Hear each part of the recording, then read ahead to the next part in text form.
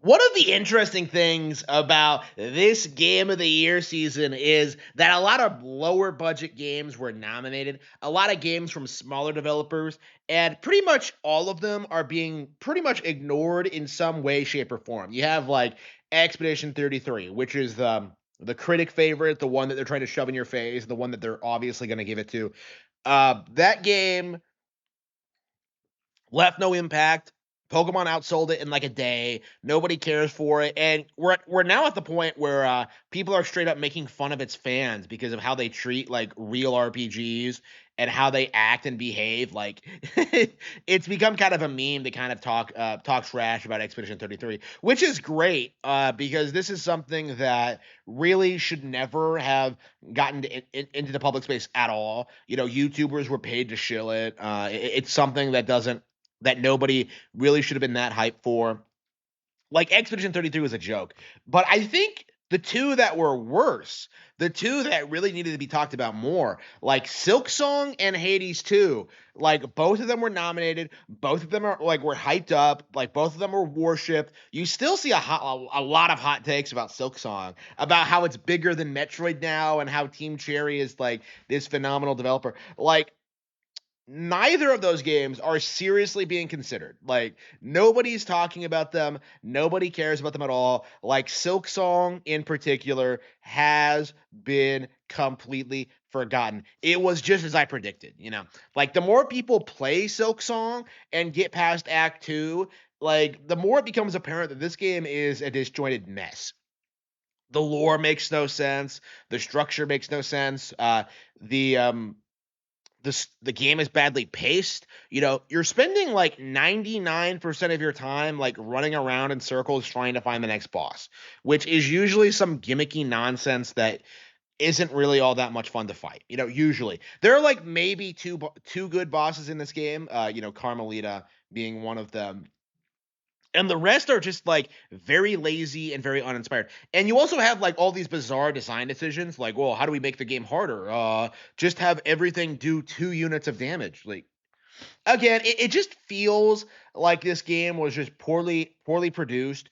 Like it feels like the developers didn't really play test enough. That they tried selling this game to hardcore fans, and you can't really do that because a lot of like people who didn't play the original were completely locked out from it. You know, are you really expecting everyone to buy like a 40-hour long game and playing that first? You know what I mean? Silksong is very interesting experiment in like an indie game follow up because I said it played more like a DLC. And it does. You know, the whole like higher difficulty level, the way the game is balanced, you know, like the way the story is presented, like it all feels like a DLC that just went way over budget and over scheduled. And like Team Cherry like could afford to take that time, but like, you know, the end result is this really bloated mess that's not at all fun to play. It is it's embarrassing like seeing how badly Silksong has fallen off, you know. Like 3 months later, it is just 4 months? I think it has been 4 months. 4 months later, it has been completely forgotten. So, with that being said, in between that and Hades 2, we're at the point where it's safe to say that a lot of these very overhyped, worshipped indie games, you know, the ones that people say are gonna like, you know, define gaming culture and these huge icons and these huge success stories, you know, games like Celeste, games like Disco Elysium, you know, we were told 10 years ago that these games would take over from the big evil AAA Nintendo games, and yet it's very apparent that Donkey Kong Bonanza is far more popular than Silksong and will remain more popular than Silksong for years to come. You know, Silksong bombed so badly that it made me completely lose all interest in the Hollow Knight brand. You know, I don't care about what happens next. I don't want to play like a sequel from these people. Like any and all enthusiasm I had for this developer has just gone completely out the window. And it's entirely because they completely dropped the ball producing a sequel. And this is a problem that indie developers are going to have going forward because they can't make anything new because fans of their old games are going to get upset by it. And like it could possibly bomb. And if they make a sequel, then they fail to branch out and they fail to really encapsulate like a new interesting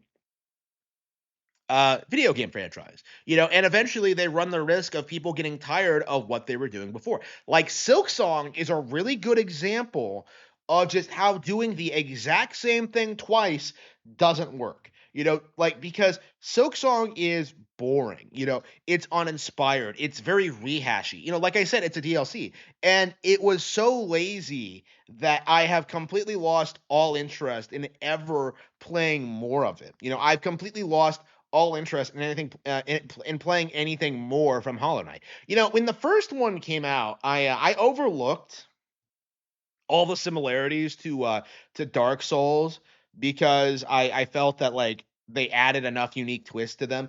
In Silksong, not so much. Silksong just feels like a complete rehash of like of everything From Slop has done to this point, and it's just kind of embarrassing, and really should be called out as just these developers just having no creativity at all, not being able to produce anything of value, not being able to come up with their own ideas, and just kind of ripping off what other developers have done. Like, and there's no originality to it. There's no fresh new take. It's Bloodborne with bugs, essentially. Oh, but the silk, like it's blood. Like, so with all that being said, uh, this is a very strong indication of what we're going to see out of Game of the Year shows going forward is that we're going to have one game that's selected as Game of the Year, that's hyped up, that's worshipped, that wins, that the one that the game journals talk about for the season until like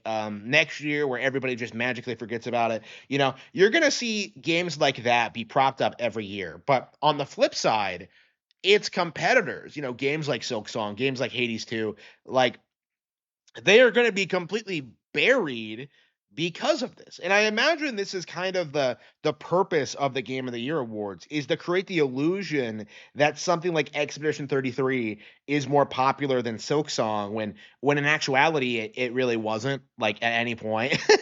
Like it's kind of remarkable to see them like try and pull this nonsense, but like I have very little doubt that Silksong like outsold Expedition 33, that it's better than Expedition 33, that it did a lot more than Expedition 33.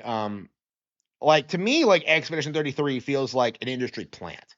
And it really should be treated like an industry plant. And the more people start like noticing this and calling this out, hopefully we can start moving on from this nonsense. Hopefully we can start talking about how the Game Awards are corrupt and how nobody should ever listen to them for any reason.